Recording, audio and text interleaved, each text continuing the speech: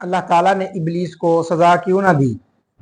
अल्लाह ताला ने इबलीस को मोहलत क्यों दी? बिस्मिल्लाहिर्रहमानिर्रहीम।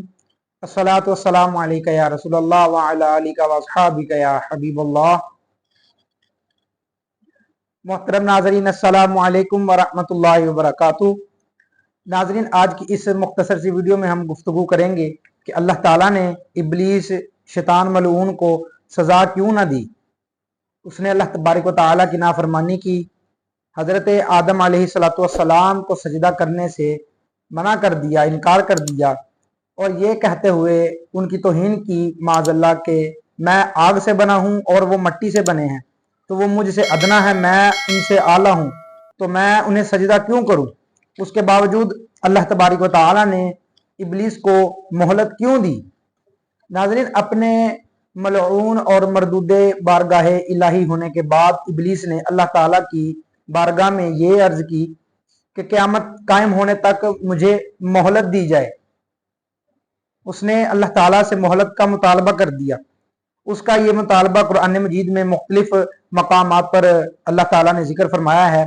जिस तरह सूरह आराफ में है कि आंज़िरनी इला यौमि युबासून, तर्जमा कि तुम मुझे उस दिन तक मोहलत दे दे जिसमें लोग उठाए जाएंगे। इसके अलावा सूरह हजर में है रब्बी फ़ांज़िरनी इला यौमि युबासून, कि ऐ मेरे रब तू मुझे उस दिन तक मोहलत दे दे जब लोग उठाए जाएंगे। और इसके अलावा मुख्तलिफ मकामात पर जिस तरह पारा 23 सूरह स्वाद की आयत नंबर 79 में भी मज़कूर है। मोहलत के मुतालबे के साथ इबलीस ने अपने मकरू अज़म का इजहार भी किया, यानी वो कहता है कि ऐ मेरे रब अगर तूने क़यामत तक मुझे मोहलत दी तो मैं ज़रूर अपनी ज़िल्लत और रुसवाई का इंतकाम लूँगा और उसकी तमाम औलाद को गुमराही की चक्की में पीस कर रख दूंगा। यानी हज़रत आदम अलैहिस्सलाम की औलाद, उससे मुराद पूरी नौ इंसानियत है। तो उस सारी औलाद को कि जिसे तूने मेरे ऊपर मुअज़्ज़ज़ बनाया, अलबत्ता कुछ लोग मेरे मकरो फरेब और गुमराही के बिछाए हुए जाल से महफूज रहेंगे।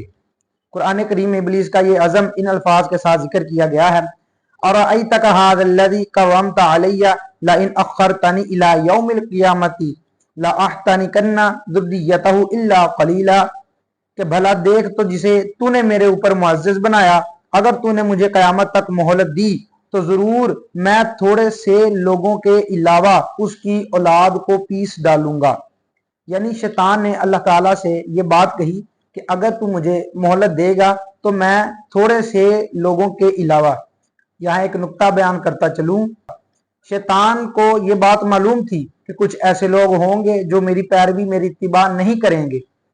शैतान का ये आलम है, तो प्यारे आका अलैहिस्सलाम के इल्म का क्या आलम होगा।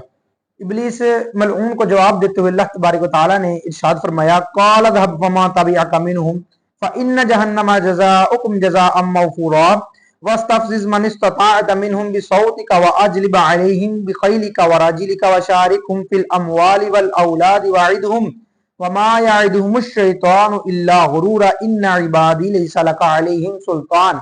तर्जुमा के अल्लाह ने फरमाया चला जा, तू उनमें जो तेरी पैरवी करेगा तो बेशक जहन्नम तुम सब की भरपूर सजा है।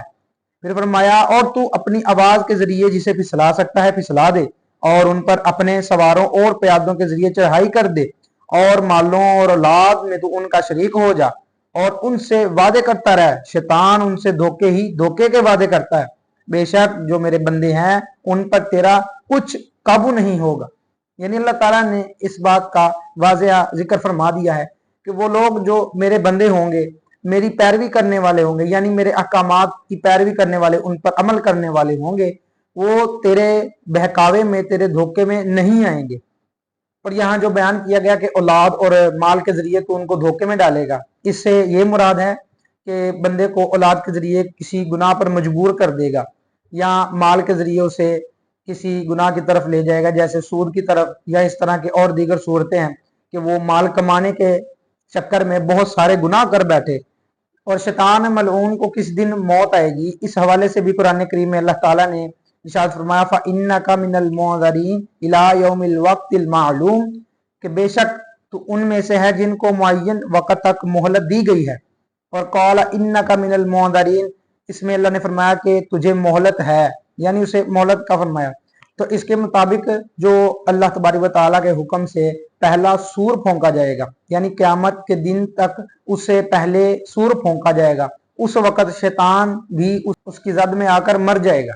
اور اس کے علاوہ اللہ تبارک و تعالیٰ نے یہ بھی بیان فرمایا ہے کہ بہت لوگ، تھوڑے لوگ ہوں گے جو میری پیروی کریں گے، جس طرح شیطان نے خود کہا، قرآن کریم کی آیت مبارکہ سے یہ بات واضح ہے، اس نے خود کہا کہ میں لوگوں کو گمراہ کروں گا، لیکن ان میں سے تھوڑے ہوں گے جو میرے پیچھے نہیں چلیں گے۔